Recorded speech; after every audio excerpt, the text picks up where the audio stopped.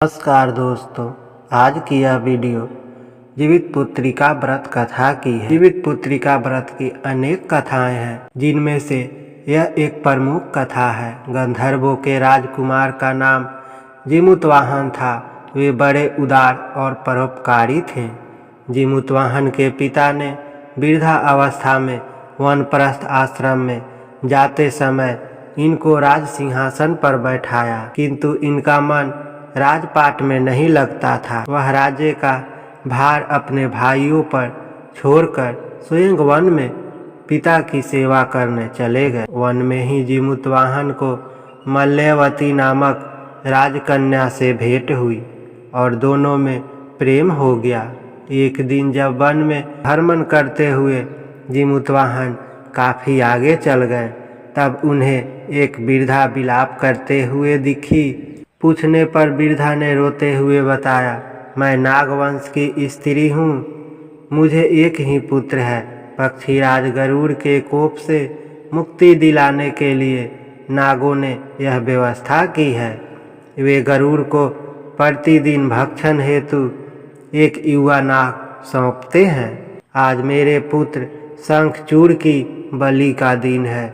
आज मेरे पुत्र के जीवन पर संकट है और थोड़ी देर बाद ही मैं पुत्र विहीन हो जाऊंगी। एक स्त्री के लिए इससे बड़ा दुख क्या होगा कि उसके जीते जी उसका पुत्र न रहे। जीमूतवाहन जी को यह सुनकर बड़ा दुख हुआ। उन्होंने इस वृद्धा को आश्वस्त करते हुए कहा, डरो मत, मैं तुम्हारे पुत्र के प्राणों की रक्षा करूंगा। आज उसके स्थान पर स्वयं मैं अपने आप को उसके लाल कपड़े में ढककर वटशिला पर लेटूंगा, ताकि गरुड़ मुझे खा जाए पर तुम्हारा पुत्र बच जाए। इतना कहकर जीमूतवाहन जी ने शंखचूड़ के हाथ से लाल कपड़ा ले लिया और वे उसे लपेटकर गरुड़ को बलि देने के लिए चुनी गई वधशिला पर लेट गए। समय पर गरुड़ बड़े वेग से आए और वे लाल कपड़े में ढके जीमूतवाहन को पंजे में दबोचकर पहाड़ के शिखर पर जाकर बैठ गए। गरुड़ ने अपनी कठोर की प्रहार किया और जीमूतवाहन के शरीर से मांस का बड़ा हिस्सा नोच लिया। इसकी पीड़ा से जीमूतवाहन की आंखों से आंसू बह निकले और वह दर्द से कराहने लगे। अपने पंजे में जकड़े प्राणी की आंखों में से आंसू और मुंह से कराह सुनकर गरुड़ बड़े आश्चर्य में पड़ गए, क्योंकि ऐसा पहले कभी नहीं हुआ था। उन्होंने जीमूतवाहन से उनका परिचय पूछा। जीमूतवाहन जी ने सारा किस्सा सुनाया कि कैसे एक स्त्री के पुत्र की रक्षा के लिए वे अपने प्राण देने आए हैं। किस्सा सुनाने के बाद वह बोले कि आप मुझे ही खाकर अपनी भूख शांत करें। गरुड़ देव उनकी बहादुरी और दूसरे की प्राण रक्षा के लिए स्वयं का बलिदान देने की हिम्मत से बहुत प्रभावित हुए। उन्हें स्वयं पर पछतावा होने लगा।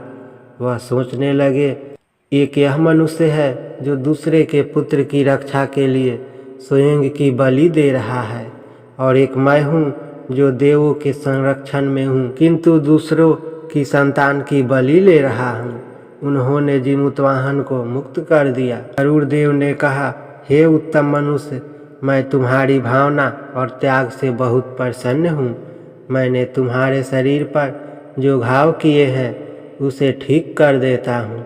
तुम अपनी प्रसन्नता के लिए मुझसे कोई वरदान मांग लो। राजा जीमूतवाहन ने कहा कि हे पक्षीराज, आप तो सर्वसमर्थ हैं। यदि आप प्रसन्न हैं और वरदान देना चाहते हैं तो आप सर्पों को अपना आहार बनाना छोड़ दें। आपने अब तक जितने भी प्राण लिए हैं उन्हें जीवन प्रदान करें। गरुड़ ने सबको जीवन दान दे दिया और नागों की बलि न लेने का वरदान भी दिया।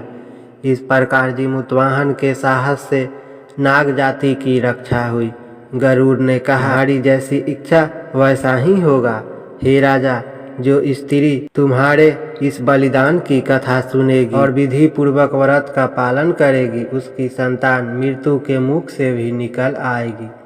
तब से ही पुत्र की रक्षा हेतु जीमूतवाहन की पूजा की प्रथा शुरू हो गई। यह कथा कैलाश पर्वत पर भगवान शंकर ने भी पार्वती को सुनाई थी। तो यह थी जीवित पुत्रिका व्रत की जीमूतवाहन देव और गरुड़ देव की कथा। अगर आपको यह कहानी अच्छी लगी तो प्लीज़ वीडियो को लाइक और चैनल को सब्सक्राइब कर दीजिए। धन्यवाद।